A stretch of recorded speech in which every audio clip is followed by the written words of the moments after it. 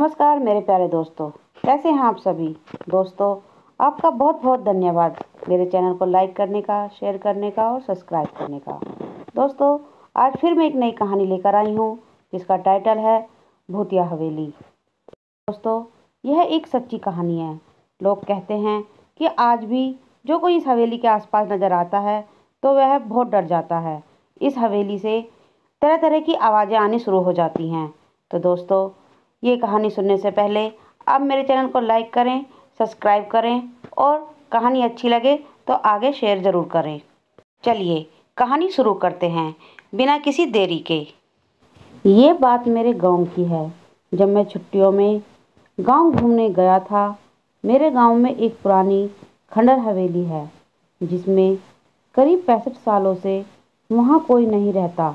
ये बात मुझे मेरे गांव के दोस्तों ने बताई। जब ये बात मुझे पता चली तो मेरा मन करने लगा कि मैं एक बार उस हवेली में जाकर देखूं। मुझे ऐसी जगहों पर जाना, उनके बारे में जानने में बहुत दिलचस्पी होती है। फिर एक दिन मैं अपने दोस्तों के साथ वहां जाने का प्लान बनाता हूं और उस खंडर हवेली के सामने पहुंच जाता हूं। वहां दूर दूर तक कोई आता जाता नहीं था। मैंने जब ये बात अपने दोस्तों से पूछी कि यहाँ अगल बगल कोई रहता कोई नहीं, बल्कि लोग इस रास्ते में आ जा नहीं रहे हैं, ऐसा क्यों? तो मेरे दोस्तों ने बताया, ये हवेली सिर्फ पुरानी और खंडर नहीं, बल्कि यह हवेली एक भूतिया श्रापित हवेली है। मैं बोला, ऐसा तुम इतने यकीन से कैसे कह सकते हो? मेरे दोस्तों ने कहा, यहाँ पूरे गांव का यही मानना है। इसके बारे में एक बहुत पुरानी और सच्ची घटना यहाँ प्रसिद्ध है। मेरे मन में इसके बारे में जानने का ख्याल और बढ़ने लगा। मैंने पूछा, क्या है इसके पीछे की कहानी? तब उनमें से एक दोस्त ने मुझे बताना शुरू किया। आज से करीब 65 साल पहले इस हवेली के मालिक बहुत बड़े जमींदार हुआ करते थे। उनकी एक पत्नी भी थी जो बहुत सुंदर थी। उनका नाम सुलेखा था। उस समय ही डाकुओं के भी खौफ से लोग डरते थे। डाकुओं की टुकड़ी जिस गांव में घुसती थी उस गांव को पूरी तरह बर्बाद कर देती थी। क्या हुआ, जमींदार का एक बार डाकुओं के सरदार को जमींदार के धन और संपत्ति पर नजर पड़ी, जिसके बाद उसने जमींदार के घर डकैती डालने का सोचा। इस पर सभी डाकुओं ने हाँ कर दिया। फिर एक दिन वो भी गया जो जमींदार ने कभी सोचा भी नहीं होगा। डाकुओं ने एक दिन जमींदार की हवेली पर रात में डकैती मार दी। जमींदार ने भी अपनी सुरक्षा के लिए पहले से ही कुछ सिपाही और नौकर रखे हुए थे।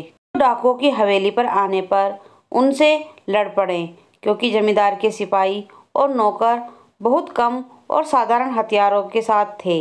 वहीं डाकुओं की संख्या बहुत ज़्यादा थी और अच्छे हथियार के साथ लैस थे। इसकी वजह से जमींदार के सिपाहियों और नौकरों को कुछ ही देर में मार डाला। ये सब जमींदार देखने के बाद सोचा, इससे पहले कि डाकू हवेली का दरवाज़ा तोड़कर अंदर घुस जाएं, उसे अपनी पत्नी और खजाने को छुपा देना चाहिए। फिर उसने उस खजाने को एक हवेली में ही किसी खुफिया जगह पर छुपा दिया और अपनी पत्नी को एक कमरे के अंदर एक और खुफिया कमरे में छुपा दिया और बाहर से कमरा बंद कर दिया। इसके बाद कुछ ही देर में डाकू हवेली का दरवाज़ा तोड़कर अंदर घुस गए, जिसमें जमींदार की मौत डाकुओं के हाथ हो गई। पर जमींदार ने मरते मरते अपने खजाने का पता उन डाकुओं को नहीं बताया। डाकुओं ने खजाने को बहुत खोजा पर वो नहीं मिला। फिर डाकू वहाँ से हवेली का कीमती सामान लेकर वहाँ से चले गए। जमींदार की पत्नी का क्या हुआ? पर जमींदार की पत्नी जो एक खुफिया कमरे में बंद थी, उसका पता किसी को नहीं था। उसकी पत्नी बहुत चिल्लाई, लोगों को बुलाने की कोशिश की, कमरे के दरवाजे को तोड़ने की कोशिश की, पर वो अंत तक कुछ नहीं कर सकी और भूख प्यास से वो तड़प तड़प कर वहीं मर गई। उसके मरने के बाद उसकी लाश की बदबू से लोग हवेली में गए और उस कमरे को तोड़कर उसकी लाश को वहाँ से निकालकर उसका अंतिम संस्कार किया। कहा जाता है कि आज भी वो अपने पति का इंतज़ार उस कमरे में करती है।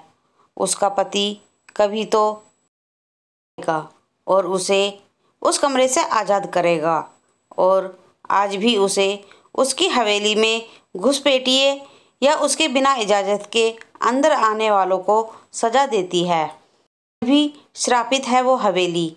मैंने अपने दोस्तों से ये कहानी सुनकर उन पर विश्वास नहीं किया।